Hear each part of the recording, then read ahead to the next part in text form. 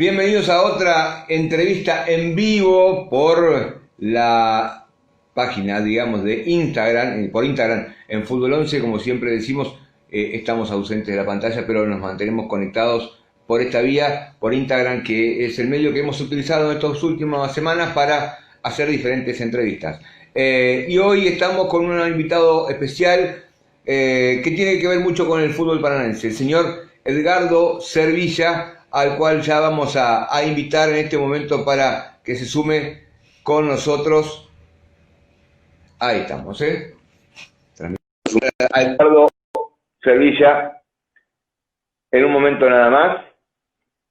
A ver si lo podemos tener ya. Hola Edgardo, ¿cómo estás? ¿Me escuchás? Sí, te escucho bien. Buenas noches. ¿Cómo estás? Bien, ¿vos? Muy bien, tranquilo. Bueno, perfecto. ¿Me escuchás bien ahí, no? Sí, tenés buen audio, tengo buen audio también. Bueno, perfecto. Bueno, Edgardo, ¿cómo se pasa esto, no? Vos que sos una persona inquieta de hacer muchas cosas, ¿cómo venís llevando esto de la cuarentena desde el 19 de marzo hasta ahora?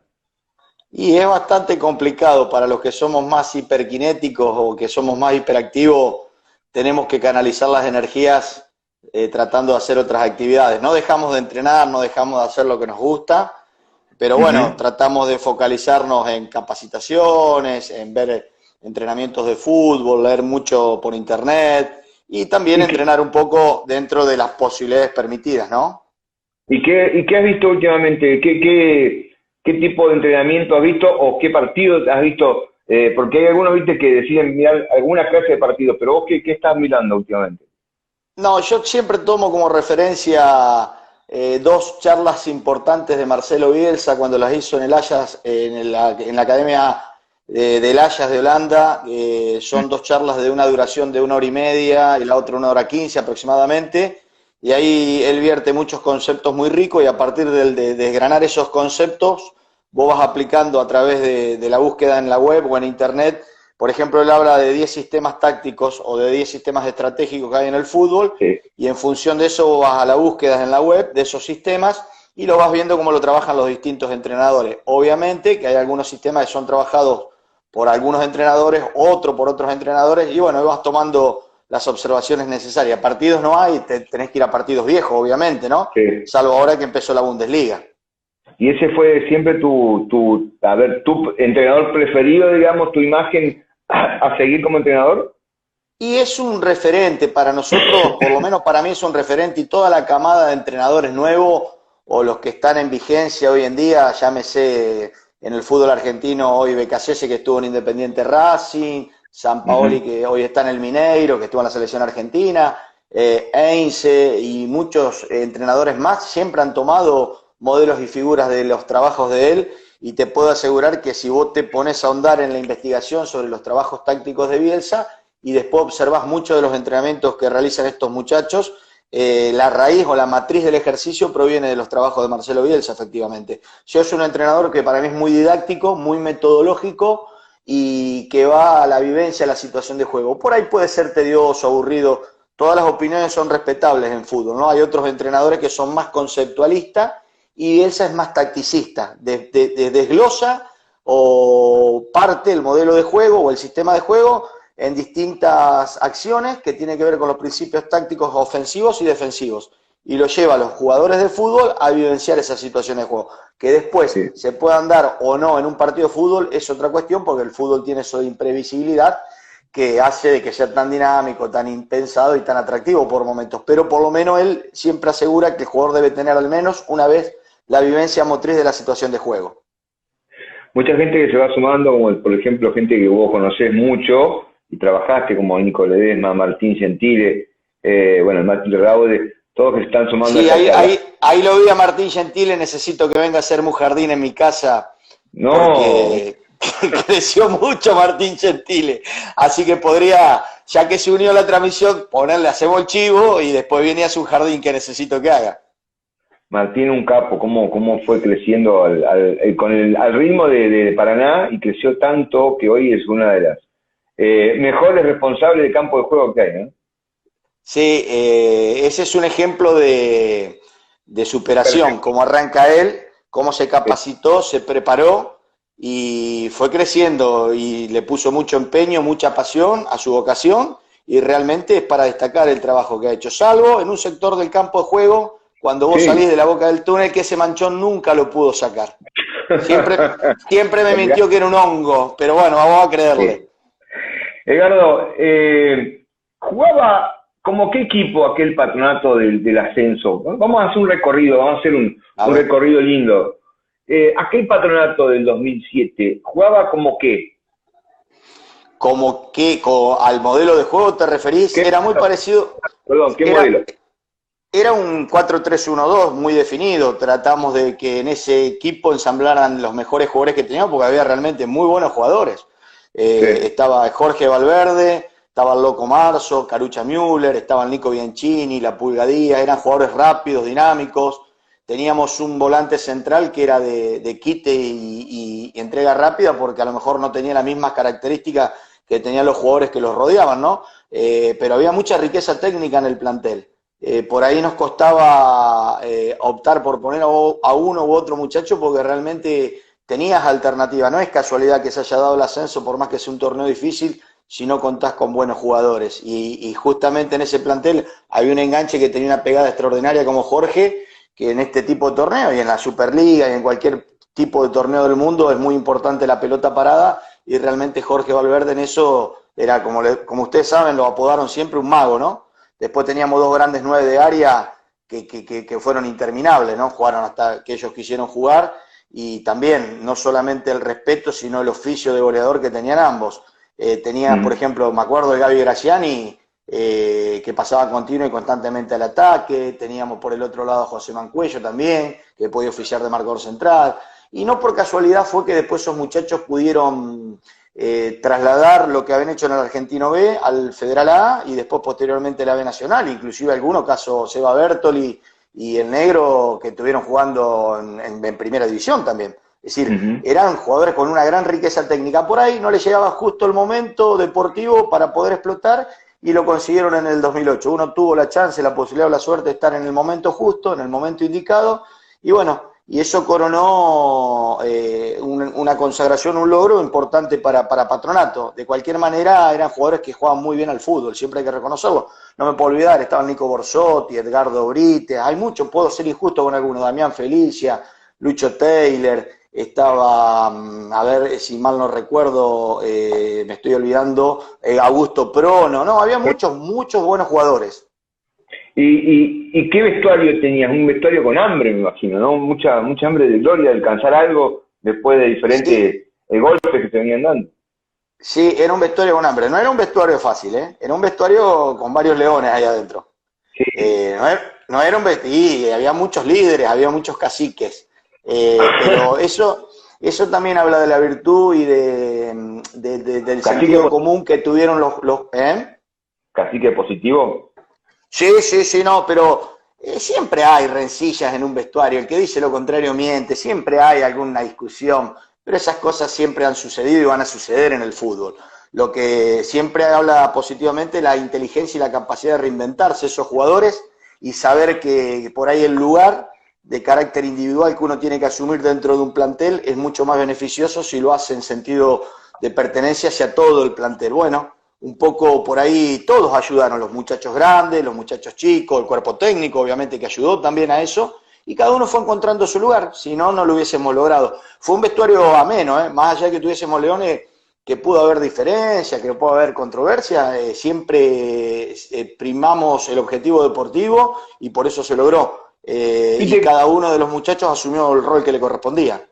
viste que capaz que en el momento, en plena competencia, capaz, o en ese momento, vos notás, esto pasa en todo el laburo, ¿no? Pero notás que tenés diferencias importantes con algún integrante del plantel, y eso por ahí te genera alguna división de algún problema. Y después con el tiempo, cuando pasa mucho el tiempo, decís, ¿cómo yo me vine a pelear o me vine a tener tanta diferencia con este jugador? ¿Para qué? ¿No te pasó ahora con el tiempo, después de mucho tiempo, después de pensar, decir, ¿por qué me peleé con fulanito? ¿Por qué discutí con menganito? ¿Puede ser o no? Sí, te pasa, obviamente que te pasa. Si vos en el seno familiar discutís con tu mujer o con tus hijos por ahí, o con tu papá, con tu hermano, qué sé yo, te puede pasar y vos decís, mirá, al otro día te levanté y decís, mirá por lo que discutí con mi hermano, con lo que discutí con mi mujer, y en el fútbol también. Pasa que en el fútbol también es una cuestión de moldear egos, de morigerar los egos, de decir, saber que hay alguien que tiene que tomar las decisiones y el otro, lamentablemente, la tiene que tratar de acatar. Sí sucede y obviamente que después es un proceso de retroalimentación. Cuando uno hace el análisis, después se da cuenta que la pelea, el argumento, el motivo de la pelea fue insignificante. Lo que pasa es que en ese momento por ahí se puede llegar a magnificar más o toma una dimensión que es impensada para el momento. Pero sí me ha sucedido. ¿No disfrutaste ese ascenso? ¿Sí lo disfruté? Sí. Sí, ¿cómo que no lo disfruté? Sí, lo disfruté muchísimo. La alegría, a ver, porque por ahí uno confunde, la alegría interior es distinta a la que se puede transmitir exteriormente. Y yo estuve muy contento, muy feliz. Yo tengo un gran reconocimiento de mucha gente hoy en día, inclusive hasta lo que vos decías recién, que he logrado hablar con, o por ahí te pones en contacto con jugadores y tenemos otro trato, otra manera, ya no es entrenador-jugador, y podemos hablar de esas cosas y sí, lo disfruté mucho. Y cada vez que pasa el tiempo lo disfruto más todavía. Tengo un póster gigante guardado, una gigantografía en casa, que la voy a colgar no sé dónde, pero en algún momento con un póster de esos gigantes que se pegaban en las calles, que lo hice encuadrar todo y para mí es un trofeo preciado. No tengo ninguna camiseta, regalé todo, no tengo ninguna prenda, regalé todo, pero sí tengo eso. Sí, lo disfruté muchísimo. Yo sé por qué viene tu pregunta. No, porque no es porque vos sabés que nos conocemos hace mucho ya. Pero no es por eso, sino que yo te veía a un costado donde miro el video y mis hijos también miran el video del ascenso y a veces dicen, ¿por qué no estaba festejando? ¿Por qué estaba serio en el festejo? Servíllame. Y porque la alegría es interior, por ahí hay momentos y momentos emocionales que hace que vos puedas exteriorizar esa alegría y hay momentos que vos tenés que ver el disfrute de los otros y vos te sentís contento, satisfecho, feliz, y también puedo procesar de esa manera. Y por ahí tal vez fui menos eufórico en ese momento, tal vez más en otro logro tuve más euforia para festejar, pero lo disfruté muchísimo. Ahora me voy a poner a ver el video con lo que me dijiste. No, pero vos sabés que al tiempo me queda. Yo no puedo creer que vos ya te hayas ido de Patronato en ese momento, después del ascenso, porque te peleaste con un dirigente, porque no tenías muchas diferencias con un dirigente. Sí, fue así. Mi manera de ser no es una manera fácil. Pero el plantel del club está más allá de eso. ¿Cómo? Que el plantel, un equipo y la institución están más allá de eso, más allá de la diferencia que tengas vos con un dirigente, ¿no? Que te había dolido alguna actitud, obviamente. Sí, pero yo reconozco también mis errores. ¿Sí? Soy una persona de carácter difícil por ahí y por ahí me he equivocado muchas veces y yo acato y tomo las decisiones de los que te contratan, porque en definitiva se trata de eso. Si la persona que te contrata no quiere que vos sigas trabajando en el club, te tenés que ir, no hay problema en ese sentido. Te vas con dolor, te vas con sed de revancha. Después el tiempo me dio la revancha en Paraná. Sí, verdad. ¿Y qué error cometiste en ese momento con Patronato? Y lo mismo que he cometido siempre, fue intempestivo, soy poco diplomático, capaz que ahora que estoy más veterano puedo canalizarlo de otra manera, por ahí te digo las cosas muy intempestivamente, no tengo filtro, no tengo filtro para decirte algunas cosas, soy brutalmente honesto y por ahí puede llegar a molestar.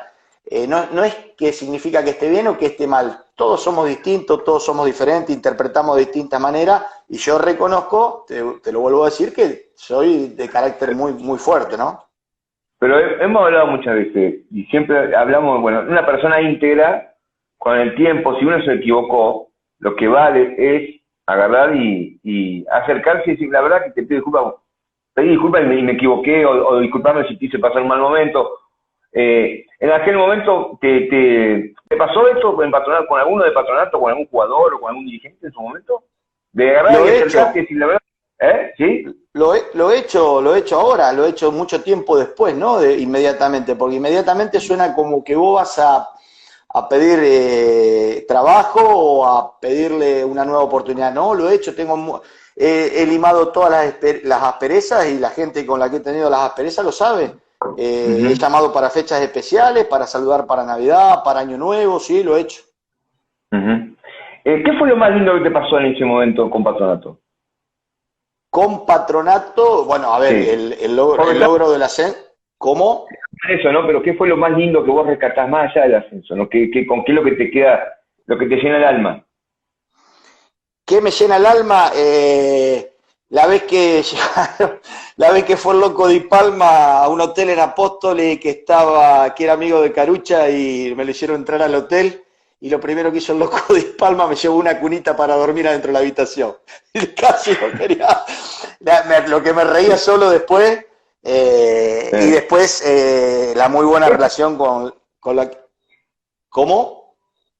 Esa fue la previa ante Guaraní Antonio Franco, que tenían que llovió un montón y que el Gaby Graciani hace un gol de tiro libre, ¿puede ser? Que hace un gol el Coloroso Unícara o el Negro Andrade, que si perdíamos ese partido, calculo yo que tenía boleto de salida, porque no veníamos bien. Sí, tenía boleto de salida, lo mío tenía boleto de salida. Bueno, esos momentos, los entrenamientos, yo disfruto muchísimo de los entrenamientos, siempre disfruto mucho de los entrenamientos. La verdad que pasé muchos, por ahí no las exteriorizo, no te las digo.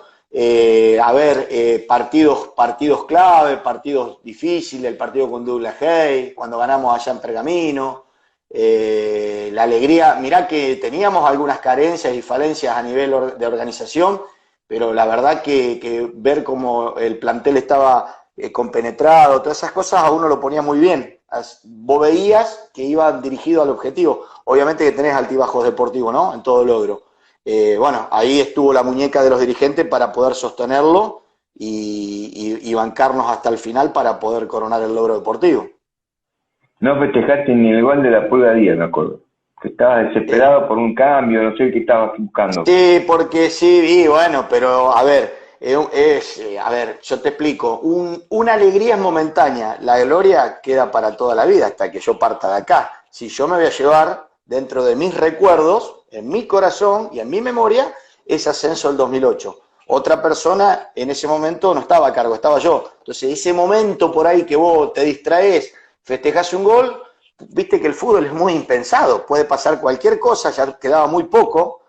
Patronato tenía mucha presión por ascender después de tantos años de frustraciones deportivas, que había que abrazarlo como fuese, y yo tenía que tratar de observar eso, no lo otro. Emocionalmente tenía que estar, o tratar de estar por encima de ese tipo de situaciones, ¿no?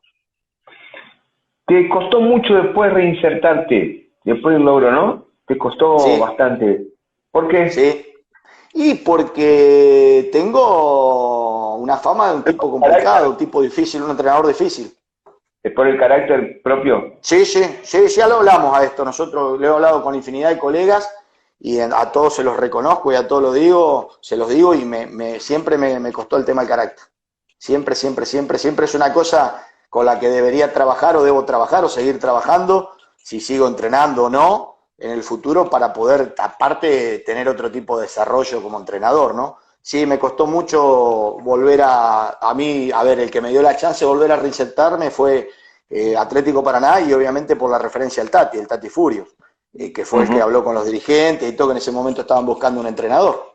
Entonces sí me recostó reinsertarme y en Paraná me dieron una segunda vida, diríamos, ¿no? Una segunda vida deportiva, hablando de esa manera metafóricamente. Vos sabés que en la presentación, cuando nos conectamos rápido, pero yo iba a presentarte como... Hay un título que no te lo pueden sacar honestamente, para ser sincero. Podemos tener diferencia en ver en diferentes puntos, pero hay cosas que son indiscutibles.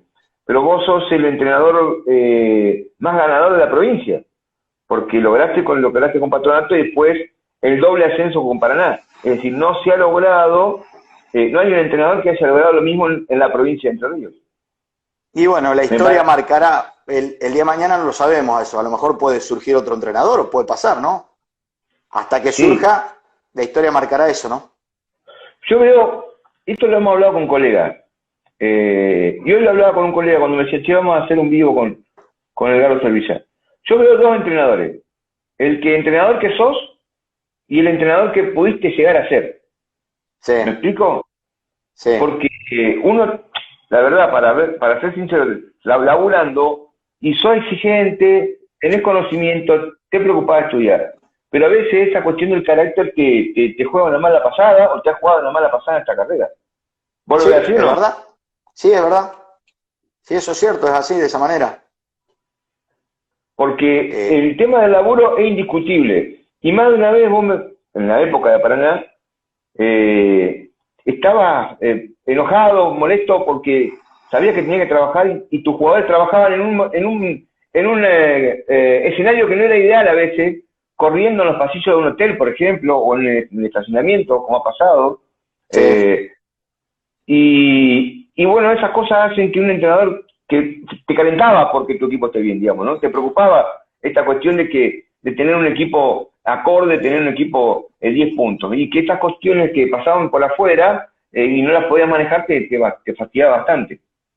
Sí, es verdad, obviamente, pero también nos ayudó a crecer. Uno con el tiempo ve que esos imponderables, más que obstáculos, se transformaron en desafíos, templaron el carácter de los jugadores, que en definitiva son ellos los que después, cuando empieza a rodar la pelota, son los que tienen toda la responsabilidad dentro del campo de juego a la hora de decidir por momentos o situaciones qué hacer o qué dejar de hacer y realmente nos ayudó, nos terminamos fortalecidos en definitiva. Y también uno después con el tiempo analiza las situaciones del club, porque esta pregunta nos lleva a la primera pregunta. Por ahí vos te das cuenta que te tomaste demasiado a pecho algunas cuestiones que eran más insignificantes, ¿no? Y que después con el tiempo decís, pucha, ¿por qué me enojé por esto? ¿O por qué me fastidié con esto? Sí, así fue.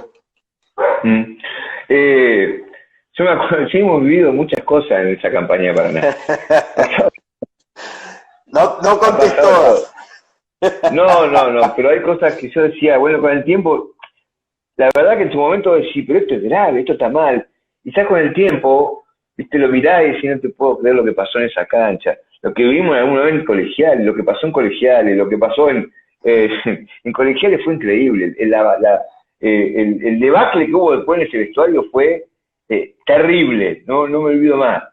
Y bueno, también lo que pasó en las parejas, que también fue un debate que la verdad que no lo había generado vos, pero clima áspero y fueron situaciones sinceramente increíbles en lo que vos te tocó vivir con Paraná.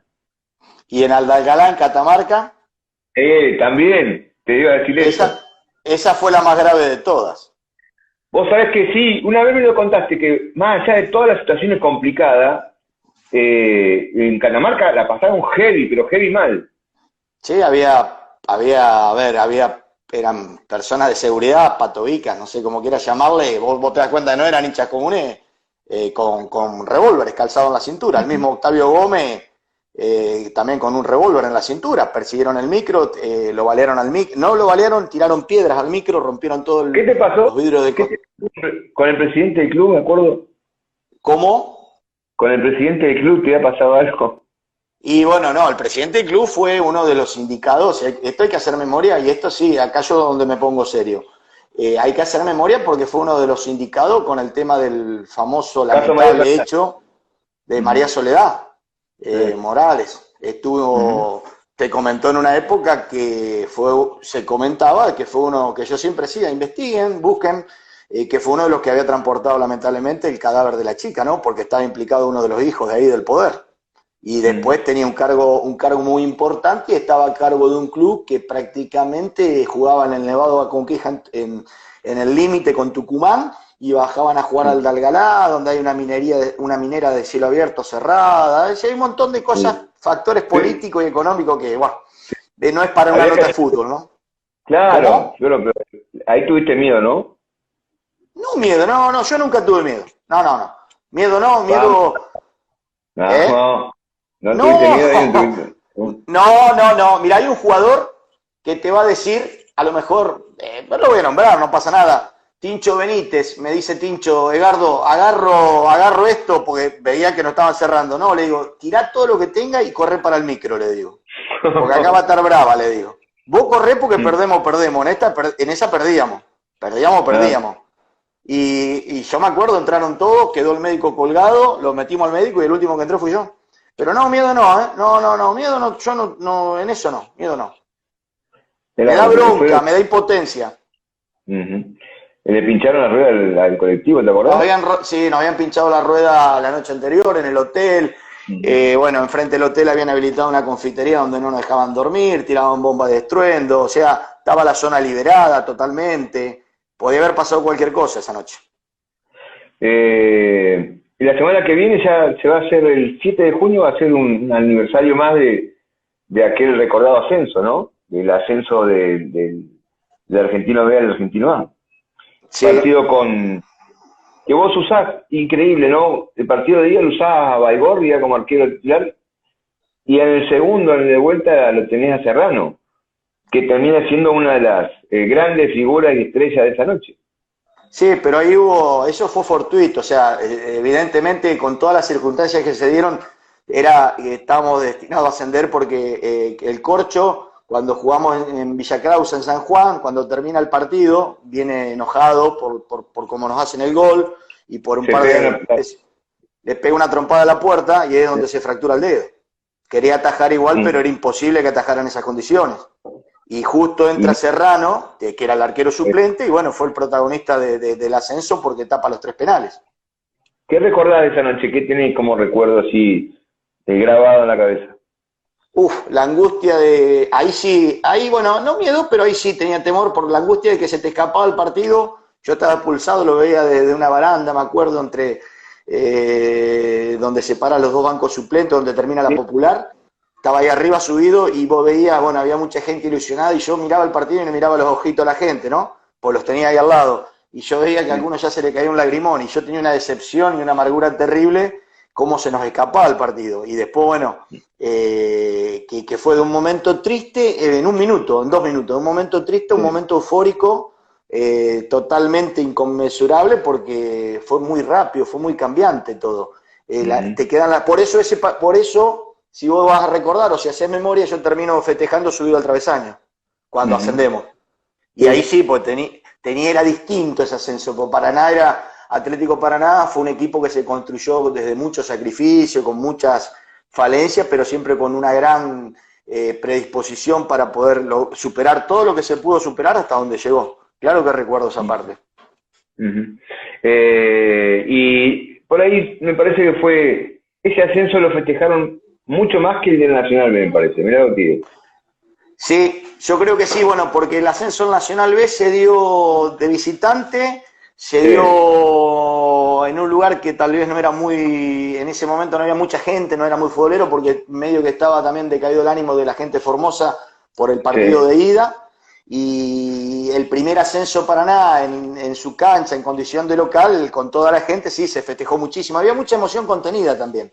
Porque Paraná es un club más humilde, desde la historia también es más humilde, ¿no? Sí, se festejó mucho más, y eso sí, yo también lo festejé mucho más, debo reconocerlo. Ahí también hubo que salir disparando rápido, ¿no? ¿A dónde? ¿En Formosa? Sí. Después...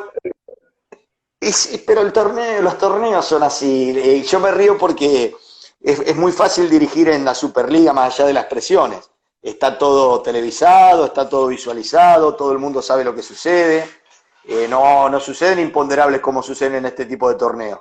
Los jugadores, los entrenadores, hacemos como una universidad del fútbol en ese tipo de torneos. A todos, por las condiciones de trabajo, por las condiciones de organización, por las condiciones de juego, por un montón de factores, por los mismos arbitrajes. Entonces vos vas aprendiendo, aprendés rápidamente y realmente el logro después es mucho más valorable. De los dos equipos que tenías armados, ¿cuál es el que más recordás? Hubo una base, eso fue fundamental, ¿no? En el tiempo del 2011 en adelante hubo una base que se fue armando. Sí. ¿Tenías alguna, no? ¿Tenías alguno de esos equipos? ¿Cuál era el que más te gustaba? Sí, había, más allá de la base, siempre, ese fue la decisión una de las decisiones más inteligentes que siempre tomaron los dirigentes de Atlético Paraná en respetar por ahí cuando uno le decía que había que tratar de conservar la mayor cantidad de jugadores del plantel. No fue casualidad que el equipo que asciende del Federal a la B Nacional termina el primer año séptimo. Séptimo, octavo, no me acuerdo bien, que casi entramos en la liguilla. Ese fue uno de los mejores planteles. Por 4 puntos quedaron ahí, ¿no? Por 4 puntos quedamos ahí nomás, exactamente. Sí. Ese momento tendría que haber marcado un antes y un después. Yo de ahí me tendría que haber ido del club, pero me equivoqué, me quedé. Bueno, los dirigentes me intentaron para que me quede un rato más y después, bueno, es inevitable que todos los procesos sufren un desgaste y siempre nos tenemos que ir los entrenadores. Sí, estaba muy gastada la relación no tanto con dirigentes, porque los dirigentes dentro de todo te bancaban, pero con los jugadores yo notaba que estaban ya habían vivido muchas cosas, desde ascender ante Unión de Villa Kraus, ascender, y ya viste que cuando ya no era necesario por ahí. No sé por qué agarraste ese barquito de vuelta. Y porque me habían hecho una oferta para un entrenador de un contrato 1 año y medio que no era fácil de conseguir en otras instituciones. Entonces por ahí uno comete el error. Yo cometí el error de quedarme. El error fue mío. Yo tendría que haberme ido en ese momento, pero cometí el error, me equivoqué.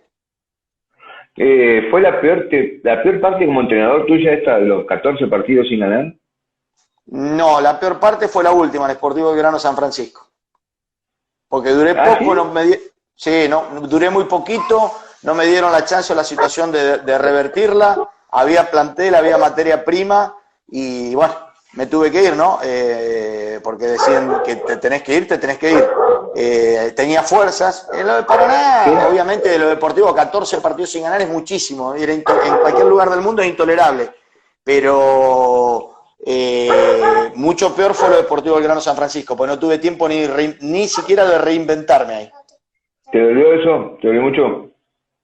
Y me sepultó, no es que me dolió, porque de ahí ya después, fíjate vos cómo me está costando nuevamente y me va a costar aún más conseguir otra vez otra chance deportiva, ¿no? Tenía muchas ganas de trabajar de vuelta, ¿no? Sí, ya está, ahora sí, ya está, ya cargué la energía que necesitaba para volver a entrenar y sí, ya estoy listo para volver a dirigir. Escúchame, vamos a derribar mitos, ¿puede ser? A ver, sí. Nacional B, 14 partidos sin ganar. ¿Sos cabulero?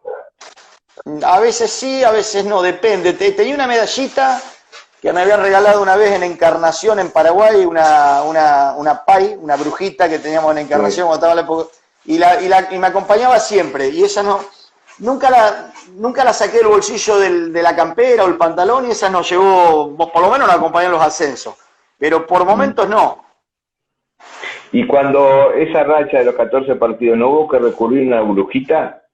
Sí, recurrimos a todo, hicimos de todo, fuimos a ver, hicimos, cuando vos haces todo ¿cómo? Una brujita cordobesa me contaron. Sí, cordobesa, tucumana, nos pasó de todo. Fuimos a un PAI acá en Santa Fe, nadie sabe eso, a las 4 de la mañana. Hicimos lo posible y lo imposible. Cuando vos probás con todo lo posible, empezás a probar con lo imposible. Tampoco nos dio resultado. Yo presenté la renuncia varias veces en esos 14 partidos, te lo quiero aclarar también, ¿eh? No es que no me quedé aferrado yo, ¿eh? No, está bien. A mí me daba vergüenza, como entrenador me da vergüenza también. No me hizo la duración de un contrato, no me hizo ni más rico ni más pobre, pero me daba vergüenza como entrenador, porque me consideraba un fracasado en ese momento. Escucha, y ahí que cuando vos te volvías de Paraná a Santa Fe, a Santa Tomé, volvías pensando, Cheto, ¿en qué estoy fallando? ¿Es el sistema? ¿Son los jugadores? ¿Qué es lo que te pasaba por la cabeza? Todo, te pasa absolutamente todo lo que vos dijiste. Sistema, jugadores, si hablas de más, si no hablas de más, si hablas poco, si hablas mucho, si entrenas menos, si entrenas mucho, si haces mucha pelota parada, si haces menos pelota parada, si le decís buenos días, no lo saludás, si le sonreís, si no le sonreís. Es decir, todos los elementos que vos tenés al alcance de tu mano para analizar la situación, lo hacemos. La mayoría de los entrenadores lo hacen, ¿eh? Yo supongo que la mayoría de los entrenadores lo tienen que hacer o lo deben hacer. Un entrenador que vi yo acá y una vez me dijo, después de mucho tiempo, dice, me parece que mi fracaso es responsabilidad compartida. Por mi parte, ahí tenés muy alta la cámara de Edgardo por las dudas. Ahí está. la responsabilidad es compartida, dice. Yo no supe encontrar el camino y hay muchos jugadores que me traicionaron. Así me dijo un entrenador. Me sorprendió esa declaración, ¿viste? ¿Viste? Y eso le pasa a todos, a veces, que los jugadores, ¿viste? También en algunos casos son complicados y no están convencidos con un proyecto termina siendo eso como una traición. ¿Vos lo ves así? No, porque después, a ver, traiciones si los tipos, a ver, el jugador te va a putear, va a hablar mal de vos o bien de vos dentro del vestuario, si lo pones va a hablar mal, si lo pones a lo mejor habla bien, si no lo pones a lo mejor habla mal.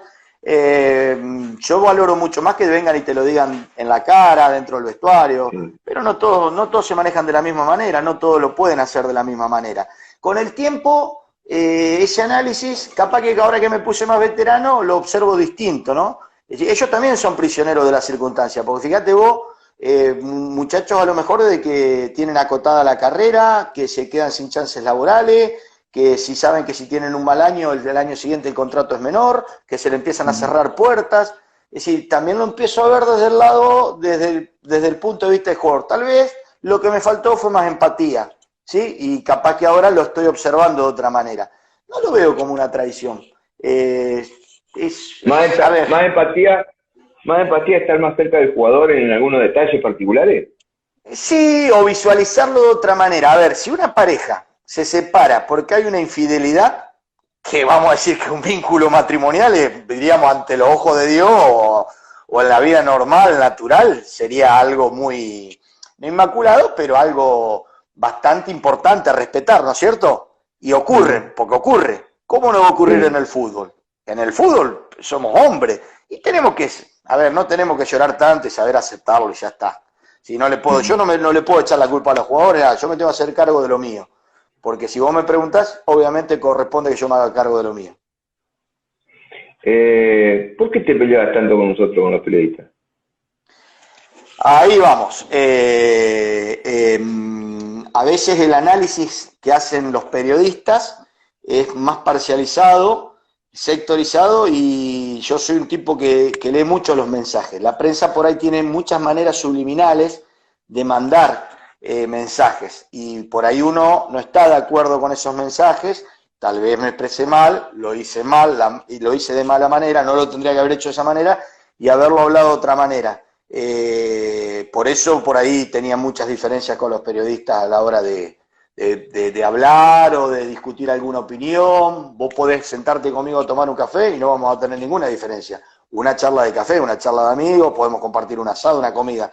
Pero por ahí en la observación, porque ponemos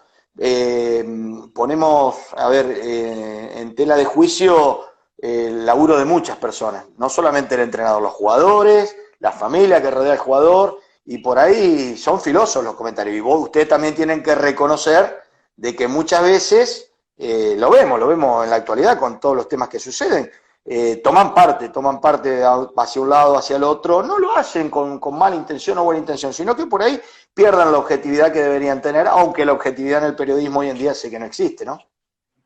A mí lo que me molestaba en la ocasión a veces es cuando yo iba a un entrenamiento a ver y te acercaba y vos por ahí era como que si nos querías dar clase de periodismo y yo lo sentía así, ¿eh? Sí. Yo te soy sincero, siempre Me tenés que me tenés que decir la verdad, aunque sea por Instagram. No, y en persona también, te lo digo. Y ya estamos veteranos, como dijiste vos, somos veteranos. No, parecía que era que como nos quería dar una clase de periodismo. Y yo no le voy a dar una clase a cómo entrenar un equipo porque no me corresponde. Al contrario, yo voy a aprender. Yo en la práctica iba a aprender. Se aprende más en una práctica que en un partido de fútbol. Eso por ahí es lo que me molestaba. Está bien, es una opinión respetable. No te olvides que yo... Sos periodista en sí. No, me está faltando poco, me cuesta terminar por cuestiones laborales, porque tengo que ir a cursar, tengo que asistir, es presencial, y bueno, ahora que estamos en la virtualidad puedo avanzar un poco más, pero después en temporadas normales tengo que ir a asistir, y fíjate vos, veterano y todo, sigo yendo a clases, sigo aprendiendo. No, está bien, ya sabemos que sos tipo de estudiar, hablé por teléfono con vos y estabas pedaleando en el campo. Sí, el otro día, sí. Pero a eso era lo que por ahí a mí me molestaba. También fue feo lo que se vio con un colega también, ¿no? Es cierto, Sí, tuviste, con Albertini. sí, con Albertini, también en su momento cuando estaba pasando te peleaste con Ezequiel Rey, te peleaste con algunos Sí. chicos, y capaz que hoy no, si te lo mirás a la distancia decís, ¿cómo me equivoqué? Mira lo que hice, ¿o no? Y yo te lo reconocí, te lo dije hoy, Sí, cometí muchos errores. como vos Dentro, dijiste, sí, dentro de esos errores están las cosas que vos decís, la pelea con Ezequiel Rey, la pelea con Albertini. Obviamente que en algún momento me deberé una charla con ambos, con Ezequiel, con Darío. Obviamente no se me va a caer ninguna jineta por reconocer el error o sentarme a hablar y conversar, y si tengo que pedir disculpas en el caso las pediré. estoy desconcertado, estoy con un servicio reflexivo. Reflexivo, y debe ser la Eh, pandemia, la cuarentena, que a lo mejor me hizo más introspectivo. O estoy mintiendo, eso no lo sabemos. Claro, hay que ver cuando vuelva a trabajar, cuando agarré el primer equipo y veamos las primeras declaraciones que te fastidien un poco y ya vemos tu actitud, tu reacción, ¿no? Si no cambia nada, servicio. Pero ese poder de análisis, vos tenés, ¿ves? Yo tengo que tener empatía y ustedes también tendrían que tener, apuesten Sí. por lo positivo. Sí, a mí me gusta más que nada en esa charla que teníamos era charlar de fútbol, de saber por qué el 5 va más para la derecha y el 8, ¿me explico? Sí, son Eh, movimientos tácticos. claro, eso es lo que más me gusta en un entrenamiento y charlar con un entrenador. Eh, Edgardo, ¿sabes qué a mí me pasó con jugadores de Paraná? Tal vez vos imaginabas lo mismo o veía otra cosa, ¿eh? Yo siempre estuve convencido en aquel Paraná que asciende, que gana los primeros partidos Nacional B, que Alexis Eker iba a llegar mucho más y no lo tenía tanto al Sugaray. Mirá cómo terminó pasando, ¿no? Que la carrera que terminó desarrollando Licha, ojo, la de Alexis no es mala, pero la carrera que terminó haciendo Licha en la Superliga es importante. Claro que sí. A ver, los dos grandes jugadores técnicamente, con distintas características, uno más dinámico, el otro más explosivo, uno con una gambeta corta y repetización como el Sugaray, el otro con mucho más recorrido, pero después tiene que ver con las decisiones personales de cada uno. Es decir, qué decisión tomo en el momento de mi carrera, porque a Eker no le faltaron ofertas para irse. Nunca le Ajá. faltaron ofertas, igual que al Sugaray. Al Sugaray en un momento optó por irse y Eker a lo mejor optó por quedarse. Ese es un análisis que deberá hacer Alexis Eker. A Eker, a mí siempre me han pedido referencia a Alexis, cuando ya el Sí. Sugaray se había ido. Y uno siempre ha dado las mejores de referencias desde el punto de vista deportivo y humano, porque también es un excelente pibe. Pero Yo después creo hay que que preguntarle a Alexis por qué nunca se quiso ir. en el juego, no, sí, es una cuestión personal en ese momento, ¿no? Yo creo que están dentro, tanto Azugaray como Eker, para mí, de lo que tuviste vos en todos los planteles, están dentro del top 5, ¿no? Están dentro de los 5 mejores que tuviste. Sí, Tanto los 12, sí, eran jugadores para otra categoría. En ese momento eran jugadores para otra categoría. Vaya a saber por qué cuestiones del destino le tocó estar en ese momento en el lugar justo y bueno, nos ayudaron a nosotros, al club, ellos mismos también, porque ellos también tuvieron su crecimiento, a lo mejor desde el punto de vista de económico, material, deportivo al Sugaray. Bueno, y después Eker, bueno, yo cuando lo veo a Eker o por ahí le tiro algún mensaje, siempre se lo digo, se lo recalco, bueno, pero ya uno no puede estar en la cabeza del jugador y decirle qué decisión tomar. También hemos tenido, mirá, te tengo que reconocer el caso de Nico Ledesma, también un gran jugador de fútbol, que bueno, por ahí no tuvo la continuidad o la chance en otro lado de poder demostrar lo que demostró en Paraná, que no tuvo la trascendencia que podía haber llegado a tener. No, tuvimos muy buenos jugadores. Pues vos, así, desde el punto de vista de la virtuosidad y desde la estética futbolística, llama más al Sugaray Eker que a lo mejor otro tipo de jugadores, pero había jugadores muy importantes. Yo siempre destaco también la capacidad de transformación que tuvo Martín Gali. Pobre Martín lo daban como un jugador de fútbol, y Martín Gali en una época era el goleador del equipo, un marcador lateral junto con el negro Piri, si no mal no recordás. Creo que tenía 4 goles uno y el otro 3, entre los dos tenían 7 goles, 2 marcadores de punta. Fíjate, hoy en día Pitón en San Lorenzo es el goleador de San Lorenzo. decir, bueno, por ahí esos muchachos no tuvieron la trascendencia o los agarró tarde en la edad, pero bueno, pero tuvieron, que eso es lo lindo y lo importante, tuvieron la capacidad de poder hacer sus cosas con el fútbol, de poder construir una casita, de poder crecer un poquito más en lo material, de poder conseguir un trabajo mejor, o de pelearla que a lo mejor si no la peleaban en ese momento estarían, no sé, trabajando en otra cosa o directamente retirados del fútbol. ¿Tenés, ¿tenés contacto con todos ellos? Yo tengo contacto, sé exactamente lo que está haciendo cada uno de ellos. Hay alguno que por ahí le mando un mensaje, por ahí a otro no, hay alguno que he ido a visitar cuando estuve enfermo, cuando estuve internado, aparezco porque me entero y por ahí no chateo mucho, no me mensajeo mucho, pero lo hago.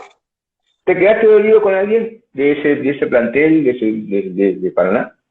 No, porque es lo mismo. A ver, dolido no, me queda la tristeza profunda de haber perdido un pibe excelente como Patulo Gómez, ¿no? Que sí. fue una desgracia, bueno, que ojalá no le toque vivir a nadie nunca más en la vida. Pero no, dolido no, ya está, ya te lo dije hoy, estoy muy tranquilo para saber que me tengo que hacer cargo de lo mío y no, porque es como generar las expectativas. Cuando vos generás expectativas, las tenés que generar en función propia, no en las expectativas sobre otra persona. Porque las personas somos todas distintas, todas diferentes. Entonces, si tus expectativas son desmedidas en función de la expectativa de la otra persona, te puede frustrar. Entonces, tampoco tengo bronca, ni dolor, ni rencor, en absoluto. ¿Con nadie? No, con nadie. Ok. Lo de Patulo fue lo más triste que nos pasó, creo que A todos. A todos, ¿Sí? sí, a todos, a ustedes, a nosotros, a dirigente, al padre, a la familia, absolutamente a todos. Nunca vi o viví y espero nunca más volver a vivir una cosa así. Una semana antes, a una cuadra de mi casa, lo vi, acá a una cuadra y media, donde está la caserita, lo vi lo crucé con la inauguración, ¿te acordás que hice una inauguración? Sí, Que sí. una semana y media antes de esa triste tarde, ¿no? Un partido sinceramente muy, muy triste la jornada en general. ¿Qué fue lo más lindo que te pasó? Eso fue lo más triste. ¿Qué fue lo más lindo que te pasó? ¿Qué es lo que, en Paraná o en Patronato, qué fue lo más lindo que te pasó en la carrera? Sacando los ascensos. Sí. Y partido de cosas, anécdotas puntuales. Yo disfrutaba, aunque no quieran creer, disfrutaba mucho con las cosas que hacían en el plantel. Disfrutaba mucho con Bulay, un jugador que por ahí, que lo tuvimos en el plantel, sí, Adriel Bulay. Sí. Porque te lo voy a decir, ojalá lo escuche, era una máquina de decir boludeces. Y siempre veníamos en el micro, venían hablando el Tati Furio y el profe que era yo ante Campo Mío de Alberto Muñoz de caza y pesca. Eran dos grandes cazadores, dos grandes pescadores, y yo lo escuchaba, los dos que cazaban acá, que pescaban acá. Y le digo yo, un día voy a poner la plata y vamos a hacer una revista, le digo yo. Ustedes van a hablar de caza y pesca, le digo. Yo pongo la plata y justo sale Bulay del baño. Y si yo puedo participar, sí, le digo, ¿cómo que no? Le digo, entonces vamos a poner caza, pesca y boludeces, le digo, porque vivía diciendo boludeces. Y siempre él sabe que es verdad, porque siempre le dije, lo trajimos un día que fuimos a jugar a Mortero, que había una neblina bárbara, y veíamos uno que cruzaba la cancha y tiraba unos centros espectaculares. Y le digo, ¿cómo? Y era Bulay, y ahí decidimos traerlo al club. Y digo, yo, ¿cómo no me equivoqué esa noche? Que había neblina, digo, siempre nos reíamos con Bulay. No, disfruté muchas cosas con la salida, que le retaseaba la salida. Ellos ni saben, que yo le retaseaba la salida y sabía dónde iban, cuando íbamos a los viajes, salidas a pasear un ratito. Los hacía enojar un rato y salían. Ellos se iban para allá y yo estaba atrás de ellos 2 o 3 cuadras y sabía dónde iba cada uno. No, pasé muchos momentos lindos y después, porque no te lo deja disfrutar el momento. ¿Cómo? El fastidio que tenían a veces cuando te hacían enojar, te puteaban en 2 idiomas. Sí, ya lo sé, pero es lógico. Es lógico. En 2 idiomas, no, en 10 idiomas. ¿Cuál fue tu mejor acierto? Mi mejor acierto futbolístico. Sí, ¿qué jugador? Dijiste A ver, déjame pensar un poquito porque esa es una pregunta. Y yo, por ejemplo, a mí el ruso Noir me dio muchas satisfacciones en Paraná. Lo trajimos para lo que lo teníamos que traer y nos respondió siempre. El negro Piri también te jugó mucho tiempo, ¿eh? El negro Piri me salvó la vida en Mandillú, cuando lo puse volante por izquierda, que hizo los 2 goles en Sí. Mandillú, que también tenía boleto de salida, ¿sí? Yo siempre le digo al negro, él lo sabe, se ríe, que lo puse volante por izquierda, hizo 2 goles ese día en cancha Sí, en Corriente. de Huracán de Corrientes, ¿fue así? Yo te voy a decir un jugador que se te escapó A y ver, que estuvo entrenando. Bueno, pero también es parte de los momentos, hay que ver cómo estaba en ese momento, que cómo funcionaba. Estuvo 3 días entrenando con vos. Tarragona. verá. Sí, es verdad, sí, se me escapó, yo eso sí, con el tiempo sí, se me escapó, sí, sí. Fue a probarse Cristian Tarragona, ¿sí? Estuvo 3 días con Paraná. Pero El bueno, día que lo son... vea le tengo, el día Sí. que lo vea le tengo que pedir disculpas. Y sí, le tengo que pedir disculpas directamente. Yo me acuerdo de partidos que vos te quedabas mirando a veces, o en el entretiempo, esto lo vi yo en transmisiones, te quedabas mirando a un jugador rival y a veces iba y lo encaraba y le preguntaba si había jugado en tal lado, porque vos ya lo tenías visto. Y me pasó en muchas canchas, que vos ibas y le preguntaba al jugador, vos sos el que jugaba en tal lado. Es decir, había un... Lo tenía más o menos visto a los jugadores. Sí, y ahí yo, cuando yo conversaba con él por ahí, le preguntaba esas cosas, vos veías si tenía interés en la charla, no tenía interés en la charla, por ahí la respuesta era muy disparadora, entonces vos ya sabías que ese jugador el día de mañana podía llegar a sumarlo, o ya lo tenías en Sí. carpeta, sí, sí, sí, sí, sobre todo en las categorías de inferiores, de ascenso, ¿no? Ya en primera división y Nacional B se hace mucho más fácil la cuestión. Ya son los últimos minutos porque Instagram te da 1 hora para hablar. Algún día en Instagram vamos a contar lo que pasó en el pasillito en la cancha de Libertad de Concordia, en esa noche Eh, anticolegiales. El yo te pasillito de diría, el sí, sí, la tengo pasillito. clara. Pero tendrías que preguntarle a 2 muchachos, y te voy a dar los nombres, después preguntarlo Sí, fuera de Instagram, Pablo sí, Lencioni y Agustín Bocio, ¿qué pasó dentro del vestuario? Cuando querían entrar dentro del vestuario. sí, sabía que estaba, la policía estaba complicada, las hinchadas. Nosotros estábamos en una cabina que estaba arriba del vestuario y las Sí, balas de goma pegaban en la chapa. sí, sí, sí, sí, sí. Era brava esa cancha, es brava esa cancha. Y bueno, también me acuerdo lo de que te decía al principio, lo de las parejas, fue increíble cómo se armó lo que pasó en la cancha fue. Bueno, Pero es parte, eso folclórico es. sí, sí, pero vos sabés que también, vos sabés, yo a veces miro las decisiones que están tomando, por ejemplo, a nivel dirigencial en AFA, y a mí, capaz que vos, medio que coincidimos en esto, no cambió nada, es decir, sigue siendo todo una payasada en muchas cosas, se toman determinaciones increíbles. La primera vez nacional tenía un formato y ahora la van a cambiar para hacer un torneo donde participen más equipos en el hexagonal. No, una cosa impresentable. Y pasa Bueno, pero desapercibido. ahí el árbol no les tiene que tapar el bosque a ustedes que deben hacer, están obligados a hacer el análisis. ¿Qué equipos ascienden? ¿Cuáles fueron los ascensos? ¿Por qué cambiaron la cantidad de ascensos? ¿A quién favorece? Porque, a ver, va de la mano con la política deportiva. ¿Quién levanta la mano en Buenos Aires para aprobar determinadas decisiones que tienen que ver con el Consejo Federal que rige los destinos de muchos clubes del interior que la reman constantemente con denodado esfuerzo para poder participar? Entonces, no es casualidad que en la B Nacional te ascienda Atlanta, que te ascienda Estudiantes de Casero, no es casualidad. Cuando muchos dirigentes de Buenos Aires están a lo máximo 10 kilómetros de AFA y los dirigentes del interior del país están a 1000 kilómetros, 500 kilómetros. No es casualidad que siempre suceda eso. En algún momento, no sé, ojalá que sea pronto, se tiene que terminar de acomodar ese tipo de cuestiones. Por ahí lo dice un entrenador y después le pasan la factura al entrenador. Y realmente hacer un fútbol más federal. La desaparición del Federal B dejó un montón de gente desocupada, entrenadores, jugadores, utileros, clubes directamente. Las últimas preguntas, Edgardo, ya. Te doy la posibilidad de que elijas el lugar y elijas las personas. Te voy a dar un dirigente, un jugador y un periodista que vos tenés que juntarte, que te juntarías a tomar un café para mirarlo a la cara y decirle, la verdad que con vos me equivoqué. ¿Con quién te No, a juntarías? ver, dirigente no, porque hablé con todos. Ya hablé con todos. A ver, ¿Papaleo? ¿cómo?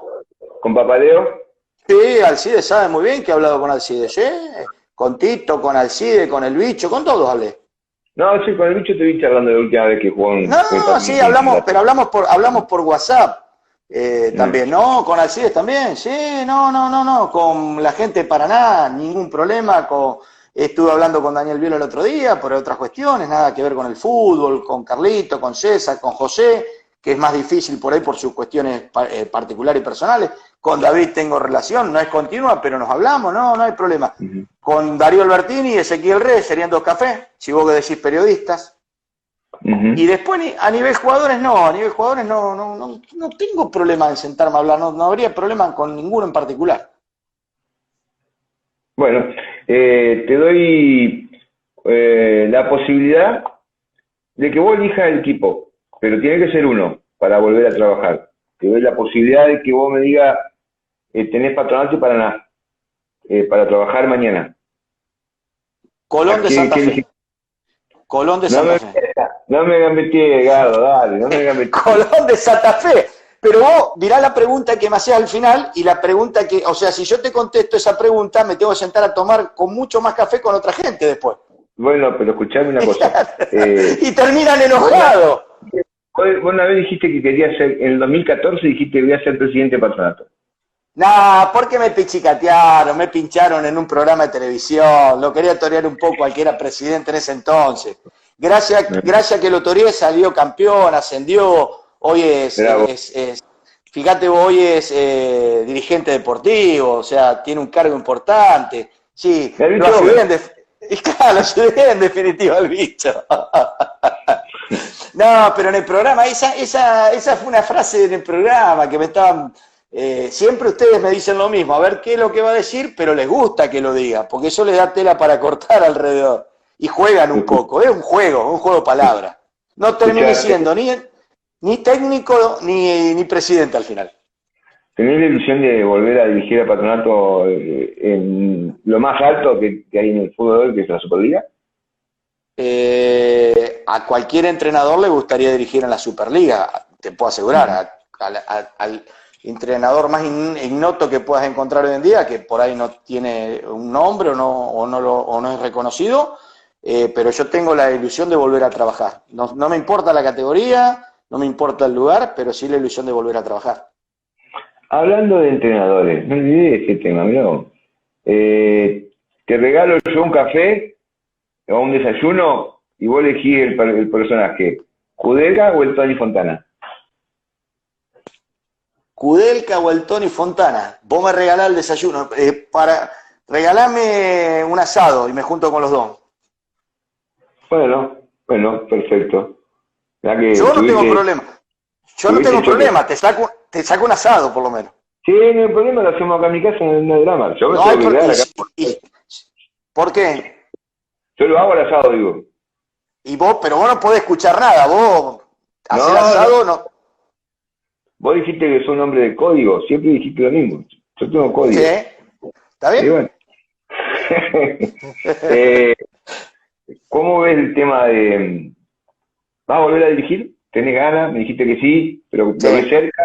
¿Lo ves cerca? No, lejos, porque hay que ver cómo se reacomoda todo esto después de que pase este tema de la pandemia, del coronavirus, y los clubes se tienen que reacomodar, las economías están resentidas, hay decisiones que tienen que tomar obligatoriamente que tienen que ver con la subsistencia de las instituciones.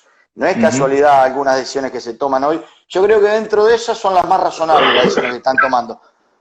Obviamente que por ahí salen perjudicados jugadores, salen perjudicados entrenadores, pero bueno, esto está sucediendo en todo el mundo, no es que sucede únicamente acá. Edgardo, estuvo espectacular la charla. Muchísimas gracias. Sin tiempo, muchas gracias a la gente que se prendió. Y nada, nos estamos viendo en algún momento. Ojalá para charlar de fútbol nuevamente. Bueno, ojalá Dios quiera así. Un saludo a todos ustedes en el programa, un saludo a toda la audiencia y a disposición, después de mucho tiempo, a disposición para lo que ustedes requieran. Ningún tipo de problema. No te quepa ninguna duda, te vamos a llevar al piso un día para la Fútbol 11. No hay ningún problema, ahí estaré. Abrazo grande, mucha salud. Muchas gracias, igualmente, muchas gracias. Hasta luego.